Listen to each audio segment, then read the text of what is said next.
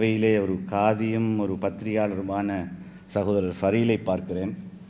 நிச்சயமாக அவருக்கு என்னுடைய உரையின் தமிழாக்கத்தை கொடுத்து அவருடைய பத்திரிகையில் அதை பிரசுரிக்க வைத்தால் இலகுவாக இருக்கும் என்று நான் நினைக்கிறேன். அவருக்கும் நாங்கள் நன்றி சொல்ல வேண்டும் என்றால் தொடர்ந்தும் ஒரு கொலம் எழுதி கொண்டு வருகிறார் பத்திரிகையில். இந்த நாட்டிலே காதி நீதிமன்ற விவகாரங்கள் சம்பந்தமாக அவர் எழுதி வருகிற கொலம் அதில் எதுவும் சர்ச்சை இருக்கிறதோ இன்னும் தெரியாது. இருந்தாலும் மக்களை இது சம்பந்தமாக தெளிவுபடுத்துகிற விஷயத்தில் அவருடைய பங்களிப்பு சிறந்தது என்று சொல்லியாக வேண்டும். அதே நேரம் என்னுடைய இங்கு பாராளுமன்ற மொழிபெயர்ப்பாளர்கள் மொழிபெயர்த்து கொண்டிருக்கிறார்கள். அவருடைய வசதிக்காக என்னுடைய ஆங்கில உரையின் பிரதி அவர்களுக்கு அனுப்பி வைத்தேன். அதுவும் சில நேரம் நேரடி மொழிபெயர்ப்பு என்பது அவ்வளோ இலகுவான காரியம் அல்ல. இருந்தாலும் இந்த குறையை இவ்வாறு நிவர்த்திக்கலாம் என்று நான் நினைக்கிறேன். Ladies and gentlemen,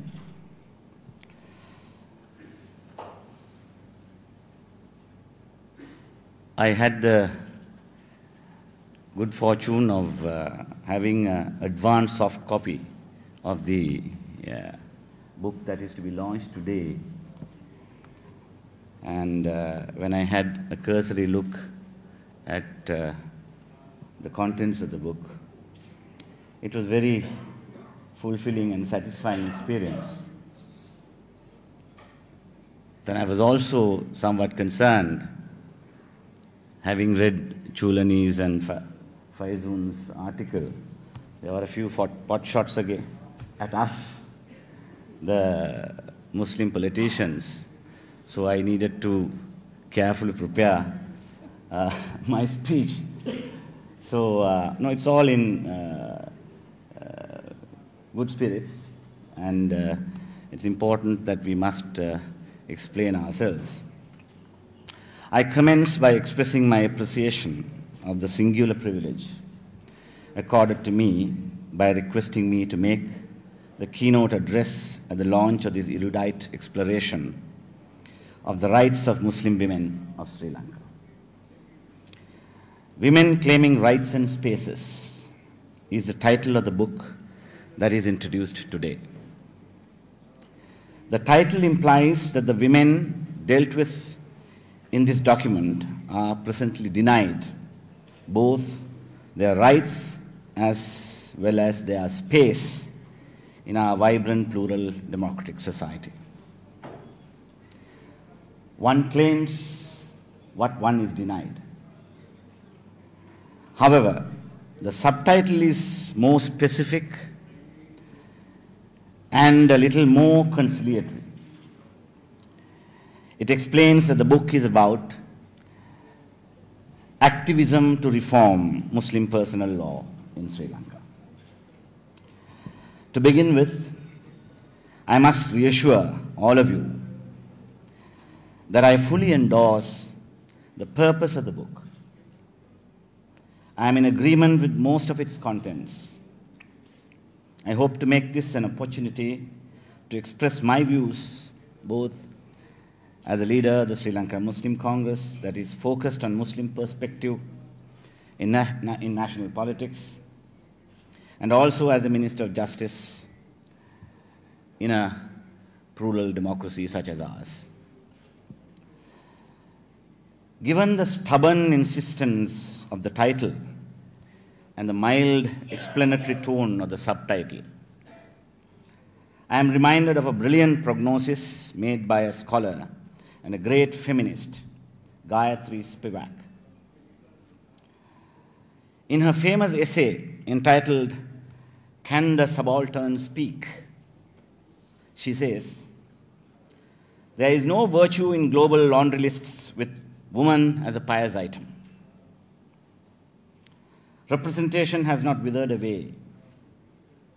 The female intellectual, as intellectual, has a circumscribed task, which she must not disown with a flourish."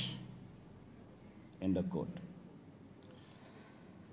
Let us now turn to the subject proper. The entire approach of the book covers familiar ground. It is all about the universality of human rights and the place of women.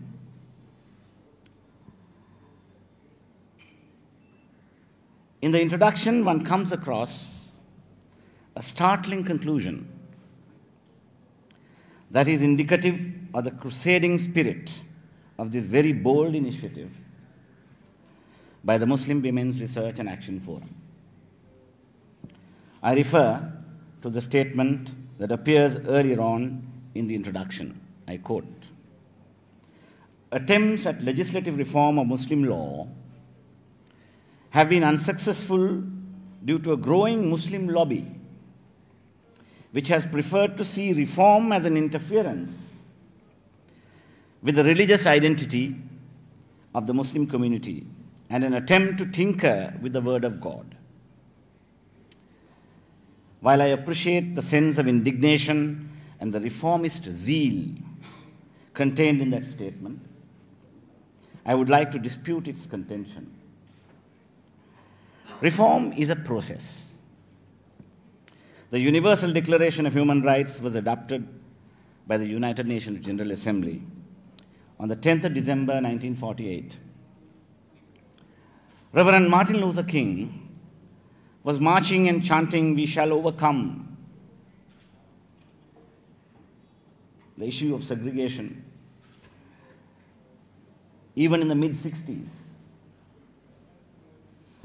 William Wilberforce, the evangelical Christian and member of Parliament, inspired his followers to form the Committee for the Abolition of Slave Trade in 1787.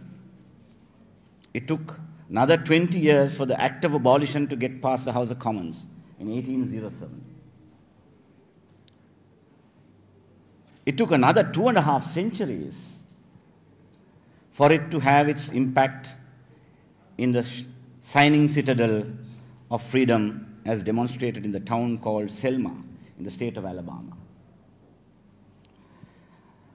While events unfold much faster in the 21st century, the reform process itself has the same traction and trajectory. The age of enlightenment and reason has not altered the basic instincts in human nature. Reforms are not brought about by legislation alone. It is far more complex. Reform needs to alter and redefine norms, values, attitudes, beliefs, roles, and responsibilities. It is about redrawing the contours of contemporary power relations in society. It is not about tinkering with the Word of God. It is about tinkering with minds of people who are either content or discontent, either satisfied or dissatisfied, willing to change or resisting change. The passage of reform legislation is achieved in the court of public opinion and not in the fairy tale land of altruistic dreams. Reforms need effective advocacy that could alter, reshape, erase, or influence public opinion. The distinction often made between Judeo-Christian approach to human rights and that of the Islamic approach to human rights is indeed fashionable, but absolutely preposterous.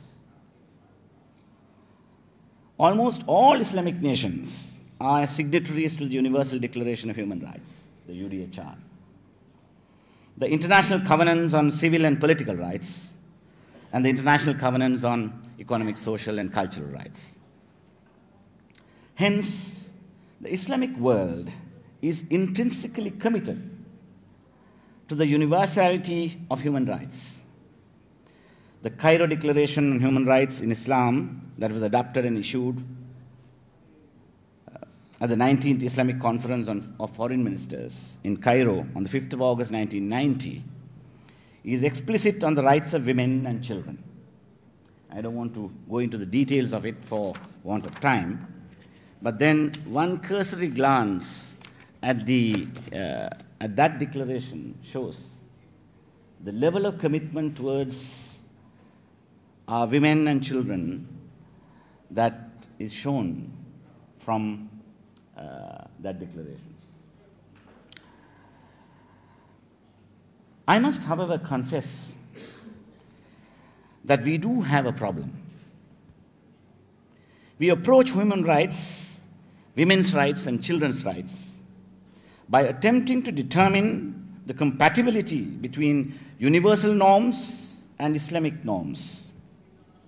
From the point of view of Sharia, that is very often interpreted narrowly as a legal framework. We fail all too frequently to determine how the dictates of Sharia resonate with moral and ethical foundations of Islam. The introduction of this book states that, I quote, "Recent attempts by Muslim women to reform these laws so as to ensure justice and equality for women have, however, met with little success. In the face of identity-based politics, Muslim political parties which claim to represent the Muslim community in parliament have refused to take up the issue of Muslim personal law reform. We have consistently supported reforms." Now let me see, let me come to this. For fear, that is the most stinging part of it. For fear of progressive legal reform will alienate their vote bank, end of quote. I beg to disagree. There have been many attempts by Muslim legislators in parliament for reform. We have consistently supported reforms. This across-the-board indictment fails to address the complexities inherent in enacting reform-centric legislation. Let me give you some examples.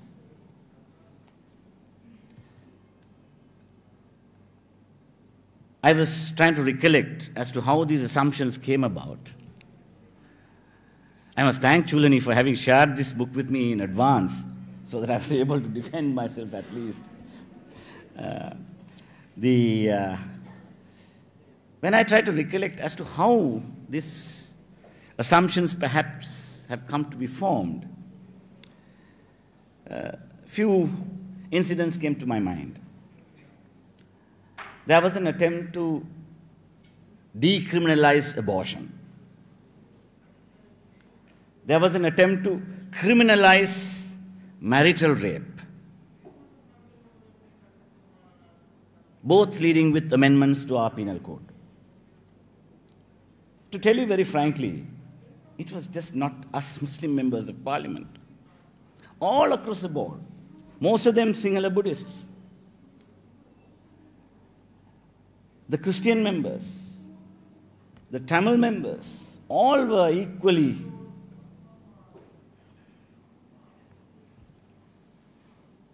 upset and wanted to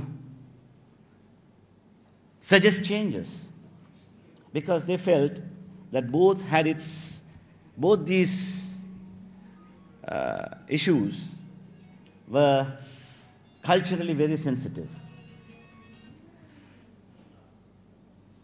And to impose Western notions of these matters can be religiously also repugnant. So there were a lot of opposition. So finally we had to compromise. In the case of marital rape, we agreed marital rape can be part of the penal code provided it is only if it takes place only during judicial separation. Well, the reformists were not very happy. But that was how far we could go. It was not Muslim members alone, but others as well.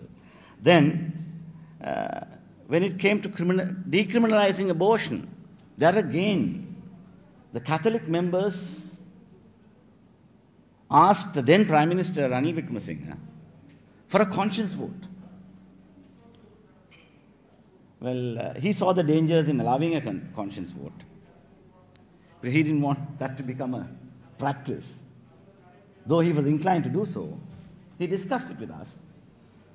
And finally, we decided that we will only allow decriminalizing abortion in cases of incest only. So that's now part of our penal code. So that was one.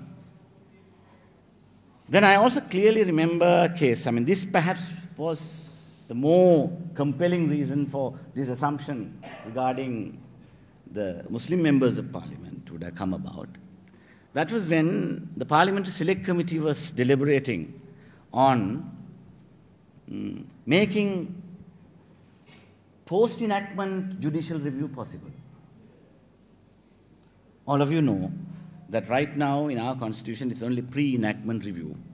See that because of the fear that it might go to virtually confirm that we are at least a semi-federal constitution. That was their worry. Most of us pro-devolution people, ever since the 13th Amendment, at least want everyone to accept that we are somewhat a quasi-federal setup in order to see that the center doesn't take away the powers which once it is devolved. So, but then this issue of judicial review got entangled in that. But while that was happening, one of our members, unfortunately, went and commented on the possibility of post-enactment review, if it is permitted, may even affect personal laws. And that was taken as a cue, and everybody forgot about the anti-devolution lobby and put the entire blame on Mr. Zuhair, who was then a member of parliament in the select committee along with me, and took him to task perhaps. And that is how this assumption perhaps would have come about. Because they felt that this is, I mean, I'm just going back to think as to where these assumptions could have been formed. So I thought I must explain that.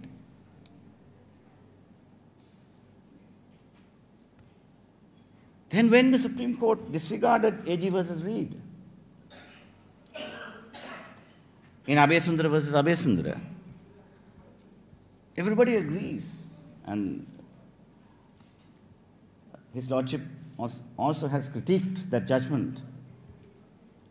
There are issues still, though it is considered settled law now, but then what happens to the issue of conscience? Right of conscience in the Constitution. So there has been several attempts to try and deal with these issues.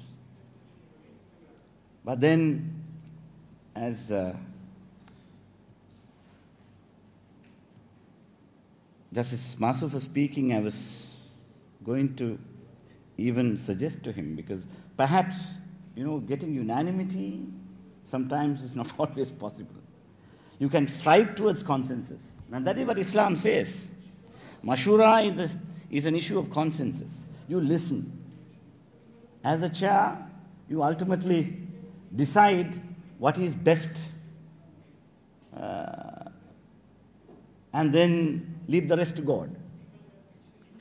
Because if you strive to attain unanimity and think of reforms, sometimes it doesn't work. So, having said that, I don't want to take much of your time. Let me tell you that Islam appeals to the intimate conscience of the individual and to the intuitive judgment of the faithful. The Sharia is not a closed entity. It is based on a core of concepts, but an ensemble of precepts, which at times is precise, but is capable of expanding to include the totality of human acts through induction, analogy, extension, commentary, and interpretation. The great Muslim poet and philosopher Allama Muhammad Iqbal,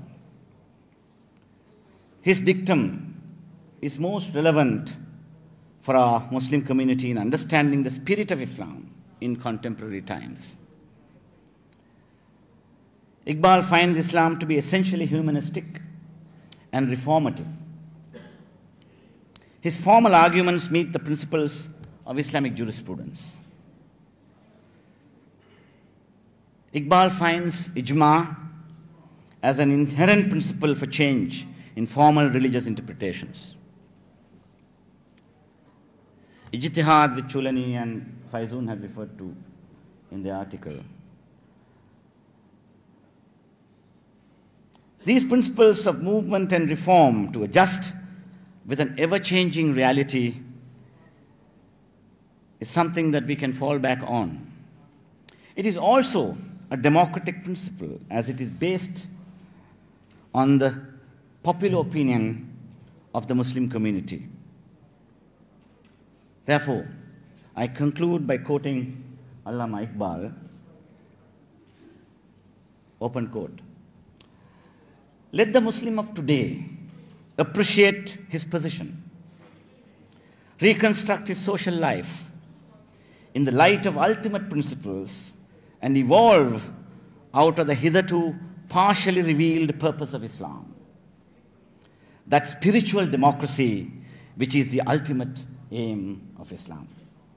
Thank you very much.